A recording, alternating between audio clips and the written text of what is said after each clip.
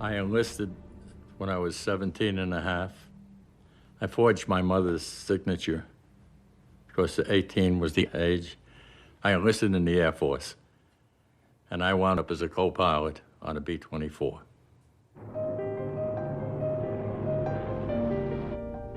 The heartbreak was you would fly with a flight of 4 planes, and you look by and you find 2 went down alongside of you.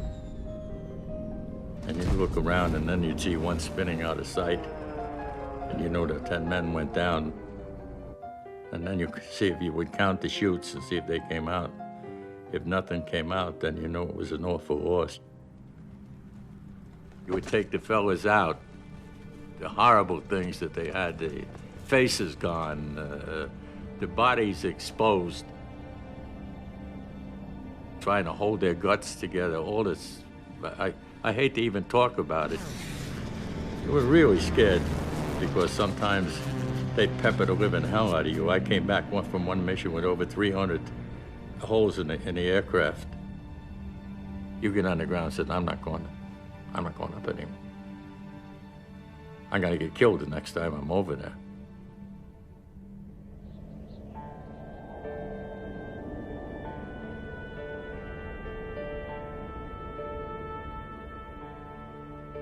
In the old days, it was called battle fatigue, and it was a no-no. Nobody wanted to get stuck with battle fatigue. Lack of intestinal fortitude, they would put in your record.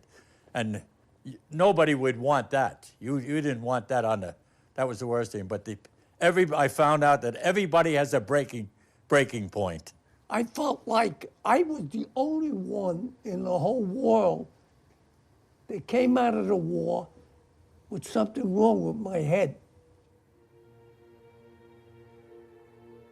I never even talked to my own wife about the war. I didn't think it was a good thing to bring up. We had separate beds because I had bad nightmares and came flying off the bed, screaming my mother's name out. I couldn't tell anybody. I thought every bartender in Brooklyn was my psychiatrist. I was in the 213 anti-aircraft battery.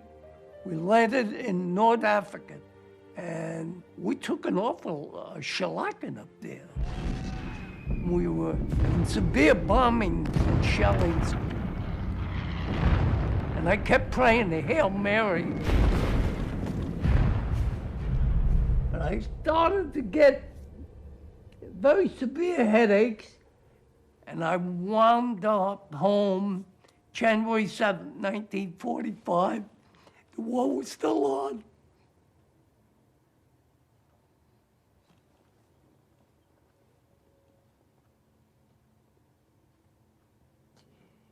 And 2 weeks later, I wound up in the Bronx 81, and they put me in the psycho ward.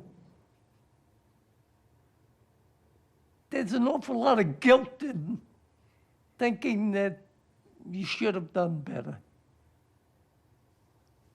I was having bad nightmares. I still had bad nightmares, and it takes all goddamn night to kill somebody. You weren't the same when you went away. You went away as a young kid down here. You came back, some of us came back as war-weary. You were not normal in any aspect at all. It wasn't, you didn't get out of there and the next day sit down at the table and say, well, I'm home now and we can go on from there. And that didn't work at all. That adjustment was tough. It was extremely tough. I come back as a raving lunatic. I wanted to stay into flying. I couldn't get I was lucky I got a driving license, and I was so crazy in the place. I lost that one in about a month because I had about 4 drunk driving on there. Going through lights meant nothing to me. Speeding meant nothing to me.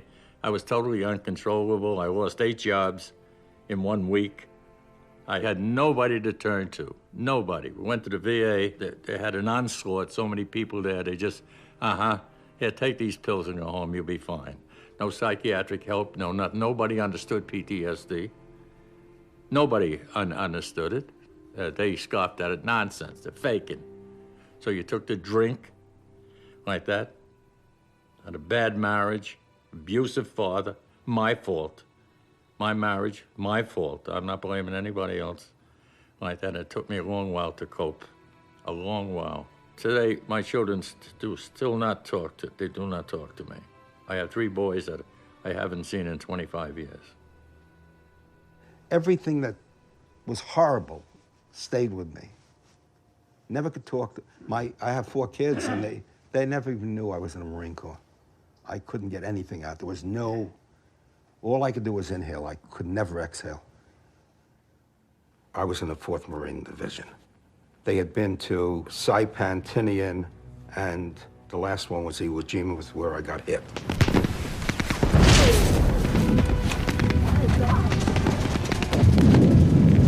The first landing, the first day, I lost everybody but 3. That evening, a mortar shell hit the gun emplacement we were at and killed Barney, who was a corporal with us, and also Schultz, who were my closest friends. But Schultz was still alive. He got hit in the head, and I held him in my arms all night and got him back to the beach in the morning. And that was what Iwo Jima was about. It was a killing field. And it just goes inside.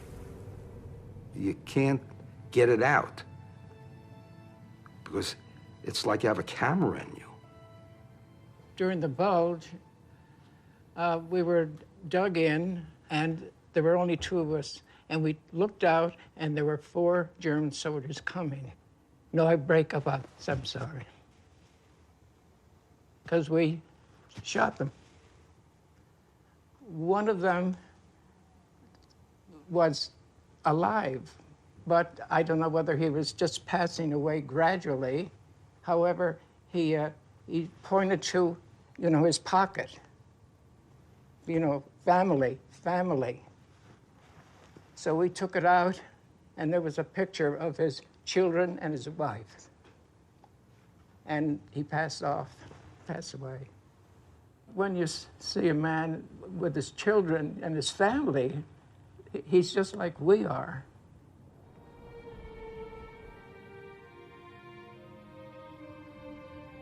How do you explain to anybody the horrors that you saw and touched and just soaked into your whole body, your brain, your mind, everything?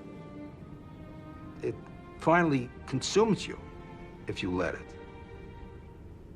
I have a grandson who's in Iraq now, who's a 1st lieutenant, but every time he goes out in the field for 2 weeks and I don't hear from him, I'm landing again. The bad, all the bad that can come up, comes up. I know, but how could I tell my grandson that he's not coming home the same person that left? I wasn't the same person that had left.